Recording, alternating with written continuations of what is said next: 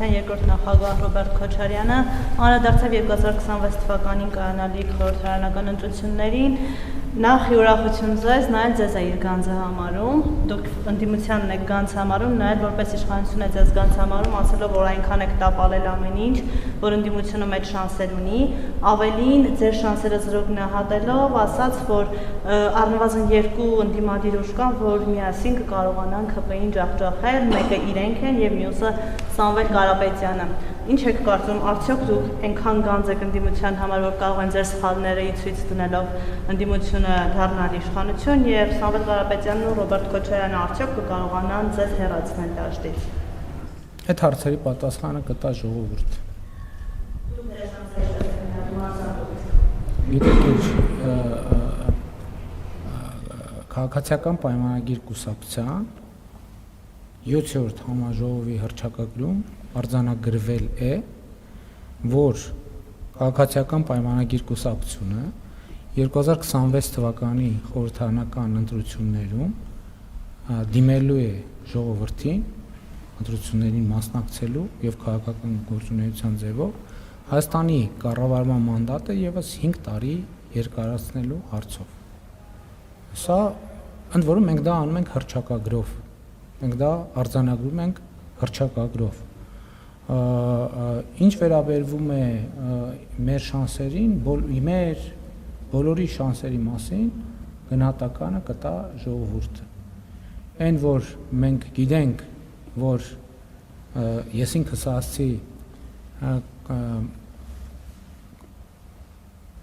կուսակցության 7-րդ համաժողովի իմ ելույթում, որ այն քաղաքականությունը,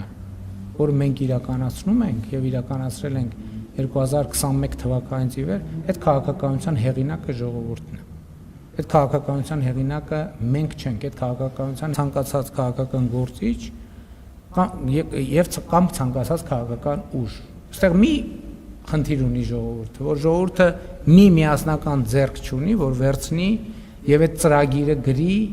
եւ նաեւ 2021 թվականի ընտրությունների քարոզարշավի արդյունքներով եւ հետագա հաղորդակցության արդյունքներով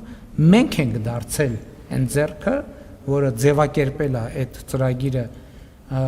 իրական Հայաստանի գաղափարախոսության տեսքով եւ իրականացնում է այդ ծրագիրը եւ ակնհայտ է ինձ համար, որ ժողովուրդը աջակցում է, պաշտպանում այդ ծրագիրը։ Հակառակ դեպքում եկեք հետահայաց նայենք 2021 թվականից այսքոմ իրադարձություններ։ Իմիջայլոց, եթե փաստորեն ըստ էության արվում է քաղաքական կանխատեսում, չէ՞։ Հիմա եկեք հետ գնանք, տեսնենք ինչ էին ասում այդ մարդիկ 2025 թվականի հունվարին։ Թե ինչ է տեղի ունենալու։ Ամեն օր գուժում էին, որ պատերազմ է լինելու եւ այլ եւ այլ։ Ես ինչ էի ասում։ Ես ասում եի Հայաստանի եւ Ադրբեջանի միջեւ չի լինելու պատերազմ։ Լինելու է խաղաղություն։ Գնանք 2024 թվականի հունվար, տեսնենք ինչ էին ասում։ Այսինքն ինչի համար եմ ասում։ Ասում եմ, որպեսզի դուք գնահատեք ոմանց կանխատեսելու ընդունակություններ։ Իրանք 2021 թվականի ընտրություններին էլ էին այդ ասում։ Այդ չէին ասում։ Ասում էին, որ ձեր նշած անձը ասում էր, որ իրենք ասում են, որ պարտվելու են ընտրություններում։ Ասում են, որ քաղաքացիական պայմանագիրը հաղթելու է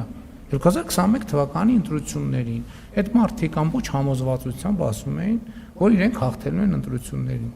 Ճիշտ է, ասում էին, որ հաղթելու են, իրանք էլ գալու են, գնդակահարելու են, էս են անելու են, են անելու են։ Ինչ եղավ։ Ինչ եղավ։ Եղավ են, ինչ եղավ։ Հաղթեց ով։ Հաղթեց ժողովուրդը։ 100% կարող եք վստահ լինել, որ 2026 թվականի խորհրդարանական ընտրություններում հաղթելու է ժողովուրդը։